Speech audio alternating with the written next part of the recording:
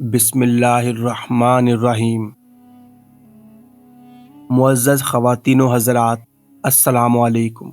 ناظرین، اس واقعے میں سلطان صلاح الدین ایوبی کی زندگی پر ایک بہت بڑا بدکاری کا داغ لگنے کے بارے میں آپ کو آگاہ کیا جائے گا۔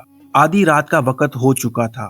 صلاح الدین ایوبی جو کہ مستقبل کا سلطان تھا، اس پر ایک شاریہ نامی لڑکی نے بدکاری کا الزام لگا دیا تھا۔ قاضی ابن ارسون جو کہ سلطان صلاح الدین ایوبی کا استاد بھی تھا، صبح اس مقدمے کو سننے والا تھا۔ یہ الزام ایک عام انسان پر نہیں بلکہ ایک باصلاحیت اور باکردار انسان نجم الدین ایوب کے بیٹے سلطان صلاح الدین ایوبی رحمت اللہ علیہ پر ایک لڑکی نے لگایا تھا۔ قاضی ابن ارسوم بہت پریشان تھا کہ اگر میرے شاگرد پر لگایا گیا الزام سچ ثابت ہو گیا تو میری ساری زندگی کی تعلیم اور دی گئی تربیت پر پانی پھر جائے گا۔ قاضی نے وضو کیا اور جائے نماز پر اللہ کے حضور سجدے میں گر گیا اور دعا کرنے لگا کہ اے میرے مالک، تیرے با کردار اور نیک بندے پر مشکل وقت آن پڑا ہے، تو اس کی اپنی غیبی مدد فرما اور اس کی عزت کی حفاظت فرما۔ بے شک تو ہی عزت دینے والا ہے اور تو ہی ذلت دینے والا ہے۔ میرا دل نہیں مانتا کہ سلطان صلاح الدین ایوبی رحمت اللہ علیہ کسی کی طرف بری نظر بھی اٹھا کر دے، لیکن دوسری طرف شاریہ نامی لڑکی پورے وثوق سے سلطان صلاح الدین ایوبی پر اتنا بڑا الزام لگا رہی ہے۔ محترم ناظرین، یہ واقعہ کچھ اس طرح ہے کہ جب سلطان نور الدین زنگی اپنی سلطنت پر قائم و دائم تھے تو سلطان صلاح الدین ایوبی پر ایک شاریہ نامی لڑکی نے الزام لگایا کہ صلاح الدین ایوبی نے اسے اکیلے پا کر اس کے ساتھ زبردستی کرنے کی کوشش کی۔ تمام لوگ حیران تھے کہ کیا سلطان اس طرح کا کام کر سکتا ہے؟ کسی کو یقین نہیں آتا تھا۔ کوئی کچھ بات کرتا اور کوئی کچھ بات کرتا۔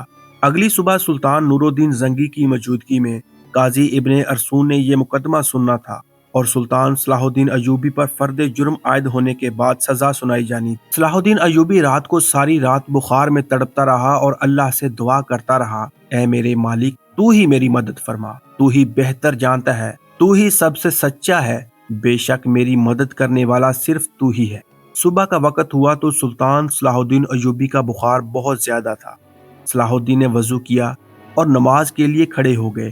نماز ختم کرنے کے بعد اللہ کے حضور سجدے میں گر کر دعا مانگی اور کہا، اے میرے مالک، تو ہی میری عزت رکھنا۔ وہ دن نجم الدین ایوب خاندان کے لیے بہت ہی عجیب دن تھا۔ لوگ بڑی بےتابی سے اس لمحے کا انتظار کر رہے تھے کہ جب سلطان نور الدین زنکی کی موجودگی میں قاضی ابن ارسون اس مقدمے کو سنیں گے اور سلطان صلاح الدین ایوبی کے ساتھ کیا ہونے والا ہے، کیونکہ اس وقت بھی کچھ لوگ نور الدین زنکی کے خلاف تھے جبکہ کچھ لوگ نور الدین زنکی کے ساتھ تھے۔ اس لیے لوگوں کے ذہن میں مختلف سوالات تھے۔ سورج طلوع ہو چکا تھا۔ سلطان نور الدین زنکی اپنے دربار میں آ چکا تھا اور اس کے بائیں جانب قاضی ابن ارسون کا تخت تھا اور نیچے صلاح الدین ایوبی ہاتھ باندھے کھڑا تھا۔ تھوڑی دیر کے بعد قاضی نے فرد جرم پڑھ کر سنایا۔ فرد جرم پڑھنے کے بعد قاضی سلطان صلاح الدین ایوبی سے مخاطب ہوا اور کہا کہ تمہیں اپنی صفائی میں بولنے کا پورا حق ہے۔ قاضی کی بات ختم ہوتے ہی سلطان صلاح الدین ایوبی رحمت اللہ علیہ نے قاضی سے مخاطب ہوتے ہوئے کہا، قاضی صاحب، جس لڑکی کو میں نے دیکھا تک نہیں، اس کے ساتھ کچھ برا کرنے کے بارے میں سوچ بھی کیسے سکتا ہوں؟ یہ سنتے ہی قاضی صاحب نے حکم دیا کہ شاریہ نامی لڑکی کو حاضر کیا جائے۔ جب وہ لڑکی دربار میں حاضر ہوئی تو لوگوں کی حیرت کی انتہا نہ رہی، کیونکہ اس لڑکی کا سارا جسم ڈھانپا ہوا تھا اور صرف آنکھیں ہی بڑی مشکل سے دکھائی دے رہی تھی۔ صلاح الدین سمجھ نہیں پا رہا تھا کہ جس لڑکی کو میں نے دیکھا تک نہیں، وہ مجھ پر اتنا گھناؤنا الزام کیوں لگا رہی ہے؟ مجھ سے آخر ایسی کون سی غلطی سرزد ہوئی جو اس لڑکی نے مجھ پر اتنا بڑا الزام لگا دیا؟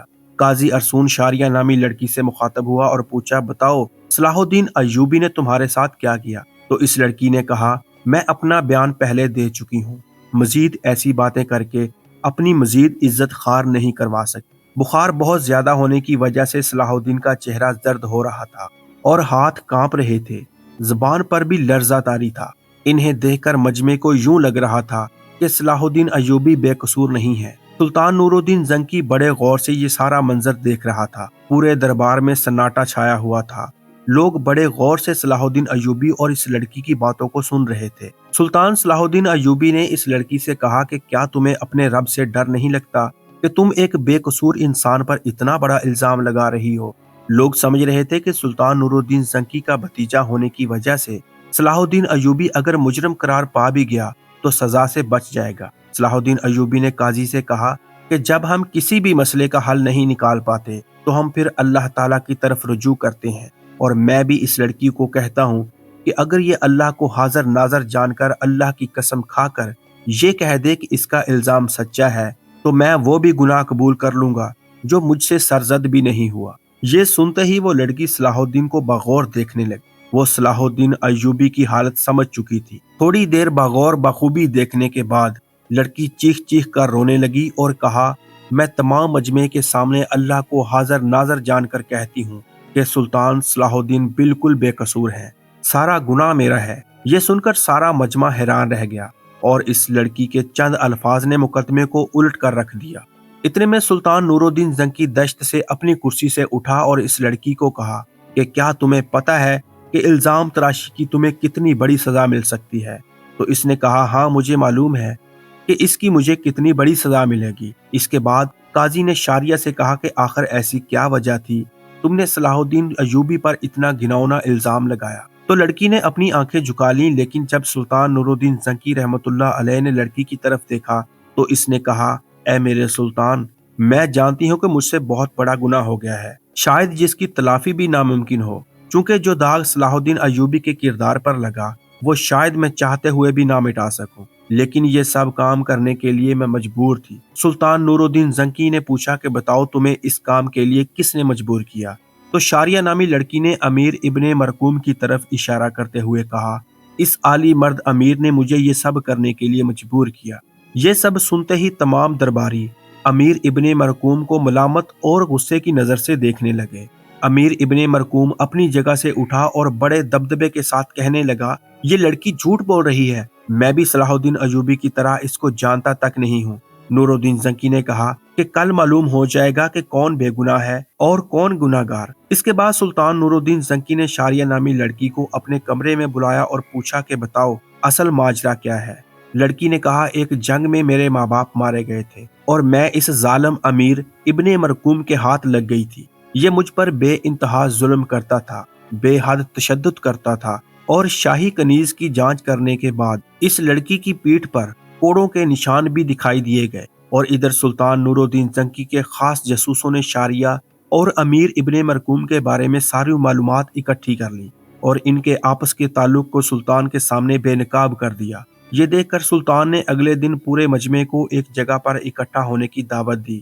دعوت اس نیت سے دی کہ قاضی ابن مرقوم کی سزا لوگوں کے سامنے دکھا سکیں۔ تمام لوگ بڑی بڑی دور سے امیر ابن مرقوم کی حالت دیکھنے کے لیے آئے۔ جب اس کو میدان میں لایا گیا تو سخت زنجیروں میں جکڑا ہوا تھا۔ لوگ اس کو ملامت کی نظروں سے دیکھ رہے تھے۔ شریعت کے مطابق اسے 70 کوڑے مارے گئے اور اس کے بعد سلطان نور الدین زنکی نے اس کی تمام جائیداد ضبط کر لی، اس سے شاہی عہدہ بھی لے لیا اور اس کے تمام جائیداد سلطان صلاح الدین ایوبی کو دینے کی دعوت۔